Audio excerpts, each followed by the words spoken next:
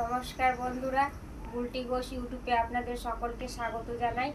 আজকের মেনুতে রয়েছে মুড়ি আর গাছ পাকা আম। গাছ থেকে একদম পেড়ে এনেছি পাকা পাকা আম আর পাকা কাঁঠাল দেখেই বুঝতে পারছেন ছোট কুয়ার কাঁঠাল প্রচণ্ড মিষ্টি হয় একদম। এইবার আমি আপনাদেরকে খেয়ে দেখাচ্ছি। দেখেন আম, দেখেন আম মুড়ি।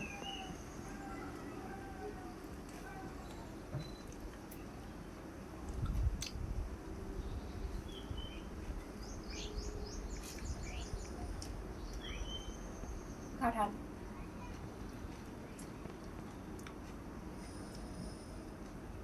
গাছ পাকা আম প্রচুর মিষ্টি বন্ধুরা, এবং গাছের কাঁঠালটাও প্রচণ্ড মিষ্টি লাগছে, খেতে দুর্দান্ত লাগছে।